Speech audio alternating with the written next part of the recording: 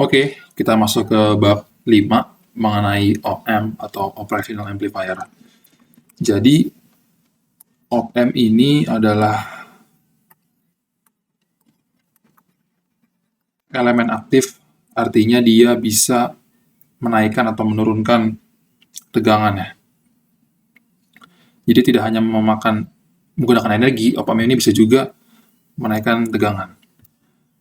Nah, op-amp ini dirancang untuk melakukan operasi matematika pada sinyal gitu. Jadi ada satu sinyal, ada sinyal yang lain. Nah, sinyal ini bisa dijumlahkan, dikurangkan, dikalikan, dibagi. Kemudian satu sinyal bisa saja diamplifikasi gitu, dikalikan suatu bilangan, kemudian dilakukan integrasi, dilakukan diferensiasi. Nah, jadi kayak gitu. Op-amp itu adalah komponen aktif yang dirancang untuk melakukan operasi matematika pada sinyal. Nah, simbol dari op-amp kayak gimana? Biasanya dalam skematik kita menggambarkan op-amp dengan segitiga ya. Segitiga seperti ini. Nah, op-amp itu memiliki beberapa terminal. Yang paling penting sebenarnya ada 3 terminalnya, yaitu terminal ini disebut dengan terminal non-inverting, kemudian terminal non-inverting, kemudian terminal output, dan sebenarnya selain 3 ini ada juga beberapa terminal lain gitu. Meskipun biasanya kalau dalam rangkaian kita hanya menuliskan ketiga pin ini saja, ketiga terminal ini saja. Misalkan ada terminal plus V gitu atau VCC, kemudian ada terminal minus VCC gitu. Dan secara praktikal di beberapa IC atau integrated circuit itu ada juga mungkin pin offset 0 gitu. Nah, tapi yang penting sebenarnya ketiga pin ini saja gitu, plus dan minus. Nah, jadi sebenarnya op-amp itu apa sih? Op-amp itu kan komponen aktif ya, komponen elektronik yang sebenarnya dalamnya itu sangat rumit. Dalamnya itu terdiri dari resistor, transistor, kapasitor, seperti ini, kurang lebih. Ini saya ambil dari internet. Ini skematik dalam dari op-amp, operational amplifier. Terlihat ya, di sini ada pin non-inverting input, inverting input, VCC output, dan VEE dan juga offset 0. Nah, tapi untuk sekarang, pada mata kuliah pengetahuan analisis rangkaian, kita nggak peduli apa isinya ini gitu.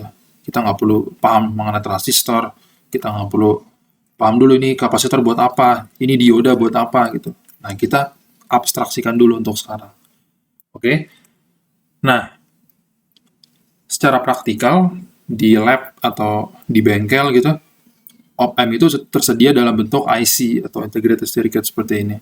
Ini contohnya IC 741, op-amp yang sebenarnya dari dulu banget udah ada gitu. Ini apa namanya? Legenda atau apa saja pin-pinnya ini gitu. Nah, kita nggak bakal bahas banyak di situ. Nah, op-amp ini dapat dibuat modelnya gitu. Op-amp ini dapat dimodelkan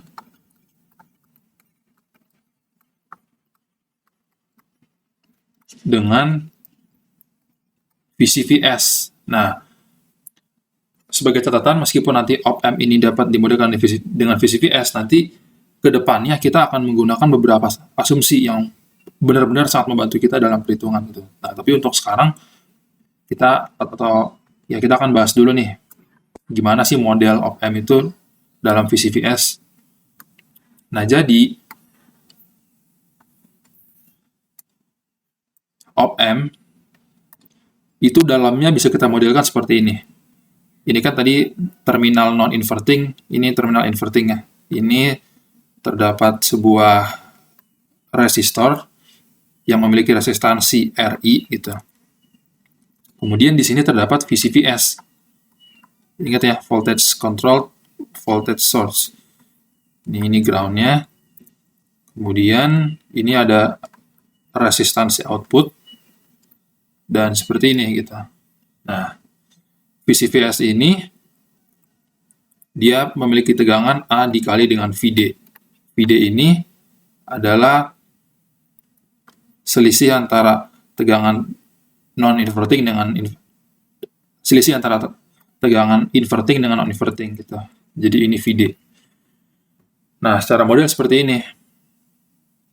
Nah, terlihat bahwa op-amp ini dia mendeteksi selisih dari tegangan inverting dan non-inverting, kemudian mengalihkannya dengan suatu konstanta gitu kan, konstanta amplifikasi gitu, A.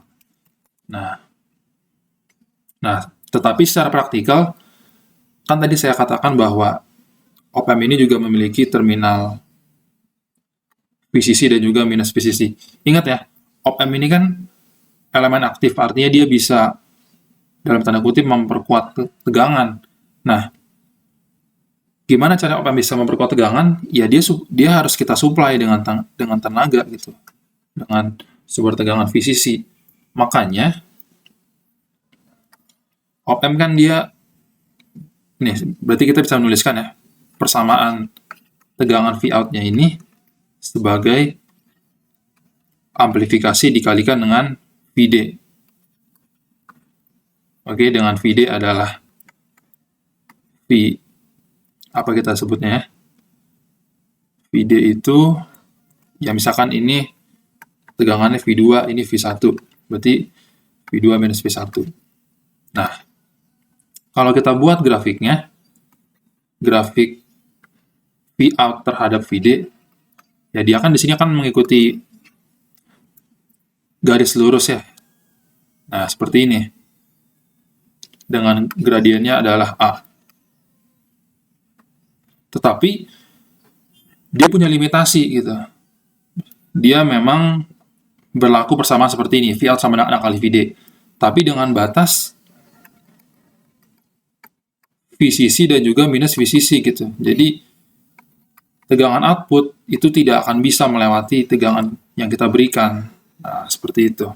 Tetapi untuk sekarang, dan ya kalau kita bertemu op-amp di babak selanjutnya, kita asumsikan bahwa op-amp-nya ini bekerja di daerah sini nih, di daerah linear ini gitu. Oke. Baik, mungkin seperti itu pendahuluan mengenai op-amp. Kita akan coba menyelesaikan satu contoh permasalahan ya, supaya lebih terbayang dengan model op-amp ini gitu. Op-amp yang dapat dimodelkan dengan VCVS. Saya coba ambil dari buku Sadiku soalnya. Ya, ini dia. Mohon maaf agak terpotong ya, ada bagian lainnya. Jadi, pada gambar ini, kita disuruh mencari I0 dengan Vs yang diketahui, dan kita juga disuruh menghitung closed loop gain-nya atau V0 per Vs. Oke. Ingat ya, ini op-amp 741 ini salah satu IC tadi, dia bisa kita modelkan dengan seperti ini gitu. Nah, oke, kita akan coba gambar si kotak segitiga. Segitiga ini menjadi dalamnya ini gitu. Kita akan coba gambar ulang. Ingat gambarnya, ini ada VCVS yang terhubung dengan RO.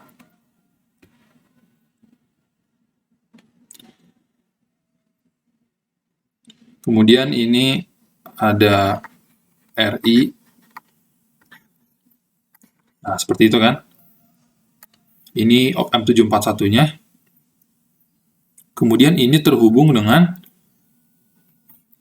nah ini dia.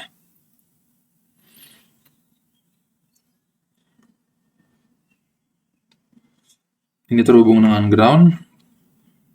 Kemudian ini terhubung dengan Vs.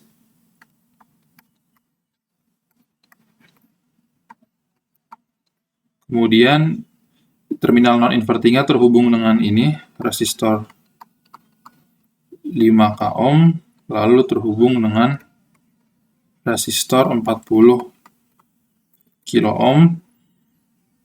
lalu terhubung dengan ini. Resistor 20 k ohm. Mohon maaf gambarnya agak membingungkan. Ini 20 k ohm. Semoga terlihat dengan jelas ya. Jadi ini op-amp-nya segitiga. Kita gantikan. Ini terminal non-invertingnya terhubung dengan Vs, sedangkan terminal invertingnya terhubung dengan ini ke bawah resistor 5K, ini 40K. Kemudian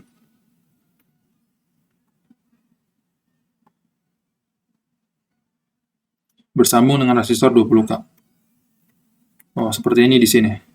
Ini harusnya di sini, lalu ini ground. Nah, seperti itu ya.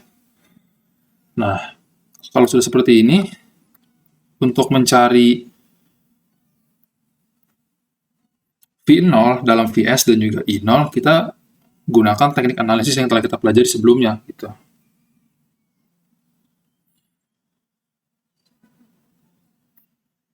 Nah, di sini mungkin ada informasi yang kurang ya, yaitu mengenai RO dan juga RI. Nah, di sini kita menggunakan op-amp yang sama dengan contoh 5.1. Kalau kita lihat di soal, ya di buku Sadigo halaman 178, diberikan bahwa voltage gain-nya itu diberikan ya, A-nya itu adalah 2 kali 10 pangkat 5, kemudian RO-nya adalah 50 ohm, sedangkan RI-nya ini adalah 2 kali 10 pangkat 6 ohm. Ya memang, nah itu nanti mungkin akan kita bahas selanjutnya ya. RO ini jauh lebih kecil daripada RI gitu. RI ini orde mega ohm, sedangkan ini orde puluhan atau ratusan ohm saja. Seperti itu. Oke. Kita coba selesaikan. Nah, kira-kira seperti apa? Mungkin kita bisa gunakan ini A dikali VD ya. Dengan ini adalah VD.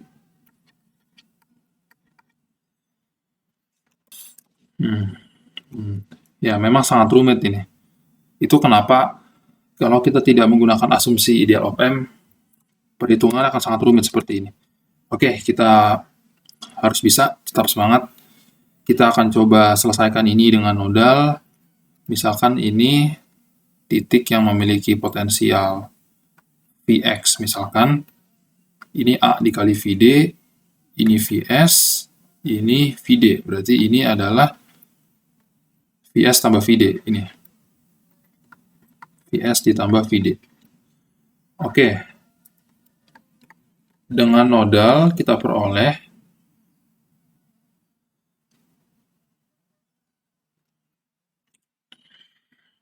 kalau kita tinjau nodal di bagian sini ya, berarti kan Vs ditambah Vd per 5K, itu yang ke bawah sini,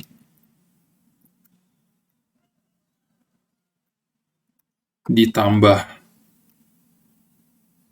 Vs ditambah Vd dikurang Vx per 40K, itu yang ke sebelah sini, kemudian ditambah dengan Vd dibagi RI. RI itu 2 kali 10 sama dengan 0.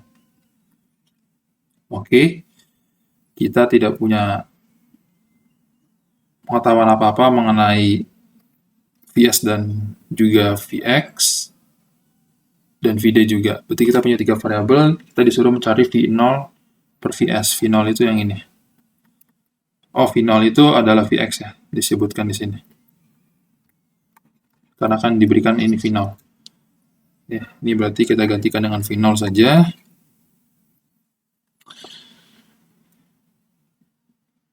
Kemudian